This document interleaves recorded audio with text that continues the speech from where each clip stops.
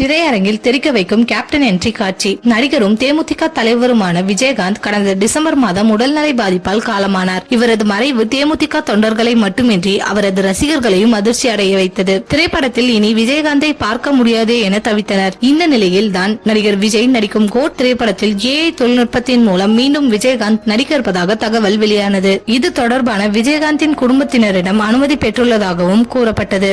இந்த நிலையில் இது தொடர்பாக தேமுதிக வெளியிட்டுள்ள அறிக்கையில் தமிழ் திரையுலகை சேர்ந்த அனைவருக்கும் அன்பான வேண்டுகோள். புரட்சி கலைஞர் கேப்டனை AI தொழில்நுட்பத்தின் மூலம் திரைப்படங்களில் பயன்படுத்த இருப்பதாக தொடர்ந்து செய்திகள் வருகிறது. எனவே இதுபோன்ற செய்திகள் ஆடியோ வெளியீட்டு விழாவில் வருகின்றது. எங்களிடம் முன் அனுமதி இல்லாமல் இது மாதிரியான அறிவிப்புகள் வருவதை தவிர்த்துக் கொள்ள வேண்டும். எந்த விதத்தில் பயன்படுத்துவதாக இருந்தாலும் முறையாக அனுமதி பெற்ற பின்பே அறிவிப்பை வெளியிட வேண்டும் என கூறியிருந்தார். கோட் படத்தில் கேப்டன் விஜயகாந்திற்கு மரியாதை செலுத்தும் விதமாக படக்குழுவினர் AI தொழில்நுட்பத்தை பயன்படுத்தி விஜயகாந்தை நடிக்க வைத்துள்ளனர். இதற்காக விஜயகாந்த் மனைவி பிரேமலதாவிடம் சமீபத்தில் அனுமதி பெற்றுள்ளனர் படக்குழுவினர். படத்தில் விஜயகாந்த் நடித்துள்ள காட்சி மொத்தம் 2.30 நிமிடம் என்றும் இந்த காட்சி படத்தின் ப்ரீ கிளைமேக்ஸ் காட்சியாக உருவாக்கப்பட்டுள்ளது என்றும் தகவல்கள் வெளியாகியுள்ளது. மேலும் படமாக்கப்பட்ட விஜயகாந்த் காட்சியை பிரேமலதாவிடம் போட்டு காட்டியுள்ளார் வெங்கட் பிரபு. காட்சிகளை பார்த்த பிரேமலதா விஜயகாந்த் பிரமித்து போய்விட்டாராம். படத்தில் விஜயகாந்த் நடிக்கும் அந்த காட்சியை பார்க்க ரசிகர்கள் ஆவலாய் காத்திருக்கின்றனர். திரையில் பெரிய அளவில் வரவேற்பை பெறும் என எதிர்பார்க்கப்படுகிறது. பிரபல நடிகராக வலம் வந்த நடிகர் விஜயகாந்த் கடந்த டிசம்பர் மாதம் இவ்வுலகை விட்டு மறைந்தார். இவரின் மறைவுக்கு ஒட்டுமொத்த தமிழகமும் ஒன்று கூடிய நிலையில் இவரை மீண்டும் திரையில் காண்பிக்க உள்ளார் இயக்குனர் வெங்கட் பிரபு.